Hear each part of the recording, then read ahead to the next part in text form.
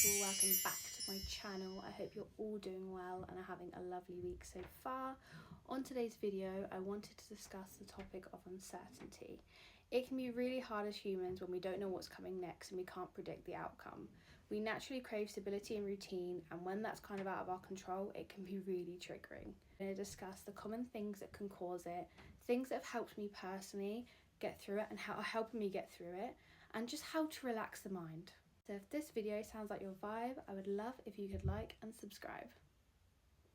If you're going through a phase of uncertainty right now where everything feels up in the air, you don't have the answers to your questions and everything feels just overwhelming, keeping you up at night, and let's be honest, you just want the light at the end of the tunnel. You want to be like, I want to see the end, I want to know what's coming, and I just want this whole period and phase to be over. I want to reassure you and validate you.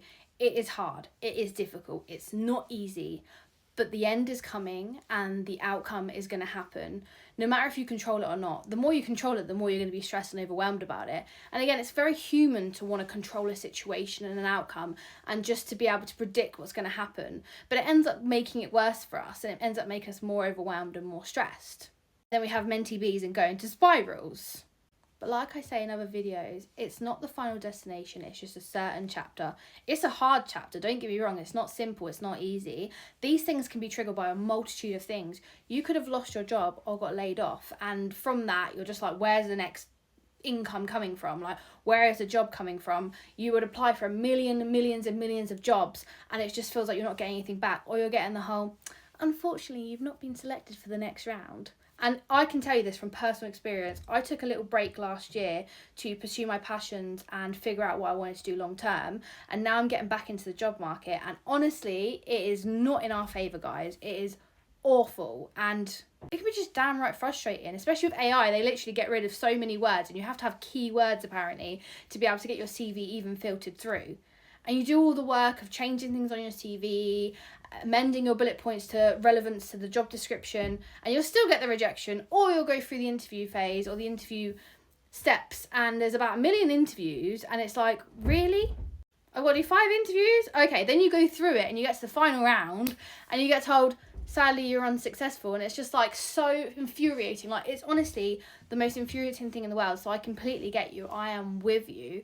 Or you could be, I don't know, moving house and it's all new to you. You're used to being in a certain place, your comfort area, and you're just changing and going into something new. And you're not sure if you're going to like it, you're not sure if you can enjoy it, if it's going to feel like home. It can just feel really scary and uncertain. And again, I completely understand. It was a couple years ago, I moved into a house share and I had no idea if I was going to get on with anyone. I didn't know what to do. I'd never been in a house share before. I was scared for the first few days to go in the kitchen. I mean, I had to go in the kitchen anyway because girl gotta eat.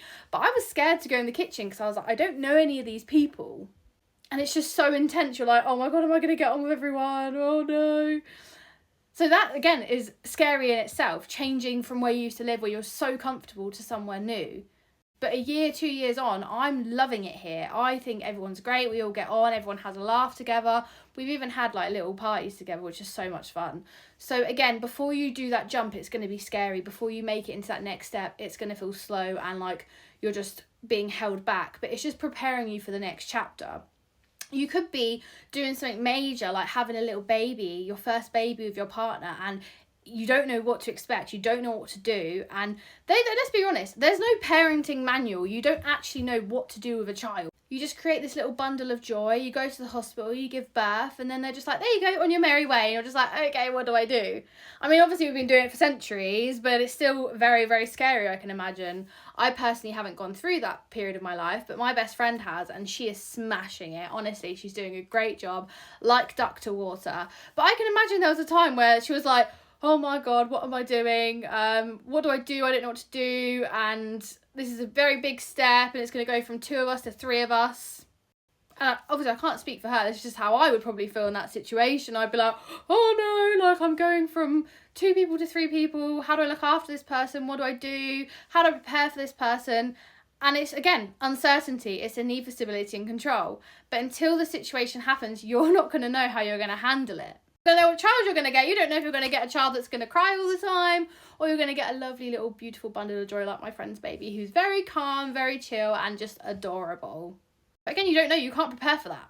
The fear is real. And I think another kind of thing to trigger your uncertainty is career change. You might want to go into something different. You know, like myself, I've gone from doing office stuff to doing content creation. And of course, I need to find a job that pays the bills and everything so I can do this on the side. But it can feel really scary and real intimidating to go into something new because you're unfamiliar with it. You don't know what's coming next. You're like, if I do this, what happens if it fails? And these are all the normal thought processes we go through, by the way. We all go through the thought process of, I can't post that. I don't know if it's going to, if it's going to be any good. I don't know if it's going to do well. I'm not sure what to do. Should I do it? Should I put myself out there? Are people going to laugh at me? They probably will. It's only because they're too scared to do it themselves. Let's be honest, people that want to help people grow are going to push you up. They're not going to want to laugh at you. They're going to think, well done, I'm proud of you for doing that. I'm proud of you for putting yourself out there. And you grow and you learn from each other. Because I've never met someone who's confident with themselves that want to push you down and make you feel less of. The only people that I meet are people that want to raise you up and help you grow as a person and become the best version of yourselves. So if that career change is scaring you, I understand it's a very triggering moment because the what ifs come in. You don't know what's happening. You don't know if it's the right path for you. But it's better to try something and know it's not right for you than always think about it in the back of your mind and never have tried it. It's better to go, do you know what, at least I tried it, put myself out there. It didn't work out, but I'll never think about it or worry about it in the future and always question what ifs. At least I had the balls to go for it. At least I had the balls to push myself out there and go for my dreams. And that could transcend into something else. You could do a new career. It works out that actually it doesn't work out for you. You don't enjoy it. And then you could get skills from that and going to something else that actually is better for you. And I feel like the worst thing at the moment, especially in the UK, and all across the world, I can imagine, I can only speak for the UK, is the thing that triggers uncertainty is the feeling of watching the news every single day. I don't personally watch the news because it makes me depressed, but people will watch the news every single day to see what's going to happen. I do feel like there's an element of fear-mongering, like things will be put up there to scare people, the general public. And again, I don't know that, that's my personal opinion. And I think it's really sad because you'll look at all these things, it makes you feel really scared and you're worried about your future and you're worried about what's going to happen. And the news articles don't help. They further project that anxiety and fear onto the general public because, again, it's uncertainty. It further feeds into that fear and anxiety that we get from uncertainty with all these things that are happening across the UK and across the world. But ultimately, we can only control things that are in our remit. We can't control the uncontrollable. As lovely as it would be to say peace and harmony across the world, that's what I would want. That's unfortunately not how it works. You can focus on setting inner boundaries of saying, okay, that sort of thing triggers me, I'm not going to watch it. Don't watch it. If you want to find out information about things, have a look online. But don't throw yourself into the fire if you know you're going to feel worse by it. And of course, it's good to know what's going on in the world, but only things that are relevant, not things that are going to make you feel worse or further escalate the anxiety that you already feel. So always make sure to protect yourself, look after yourself, and know what your needs are. So if you're going through the stresses of looking for a job and it's feeling overwhelming and you're getting to the breaking point, take a step back, take a breath.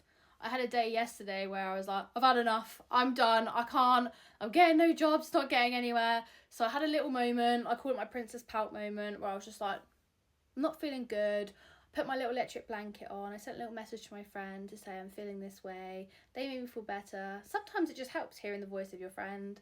They made me feel better. And then after a couple of hours of just feeling my feels, watching some Desperate Housewives, I felt much better. So it's about protecting yourself and learning what actually helps you get through those moments. Because again, it's not going to be there all day, every day. You just need to let that emotion flow through. But when it happens, you're just like, oh my God, go away. I just feel so overwhelmed. I can't sleep. This is uncertain for me. So this will jump into the segment that we're going to talk about next on things that have helped me get through this and just how to relax your mind and how to help you through these moments. Let's grab the famous fluffy notebook. Couldn't be without her.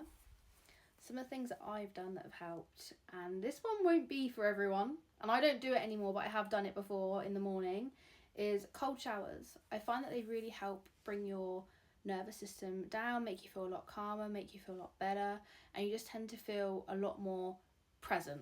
I mean, how can you not? You're under freezing cold water, you're in that shower like, I don't want to be here, but you do actually end up feeling a lot better after, I will be honest. But if you want a less extreme one, maybe just go in the bathroom, run the cold tap, and just splash yourself with some cold water. Because again, it'll help you bring you back to the present moment, and you'll feel a little bit calmer, and it just brings you down a little bit. Your nervous system tends to relax a little bit more. Another thing I find is just to talk it out. Like I said previously, I literally spoke to my friend and I was like, I'm feeling like this. This is what's happening. I'm going to sit here and just let myself feel it. I'm not going to force it away. I'm going to do things that bring me joy and make me feel calm, like my electric blanket, like a nice little hot cup of coffee, or as Brits love a tea, grab a tea, you know, peppermint tea, British tea, anything that brings you happiness. Just take that little bit of a moment and don't rush through it. But talking to your friends is really important. Honestly, I do it and I just find it helps so much. And sometimes it can just make you laugh. Sometimes you just need to be made laugh and then you feel so much better. Another thing that's really good that I've again done in the past is breathing exercises. So you can find these all on YouTube. There's a lot of like deep breath exercises that can help you. Stress and anxiety, those ones can really help you breathe it through. Ones that maybe inner peace, make you feel calm, make you feel centered, relax the nervous system, trigger the nervous system. All these sort of breathing exercises are really, really helpful. I quite like breathing with Sandy on YouTube. I find he's really good. And I love his backdrops. He's always outside doing something fun. How the other half live, eh? Another good one is just putting a calming frequency on YouTube. Now, it might not help straight away. You might still feel like overstimulated.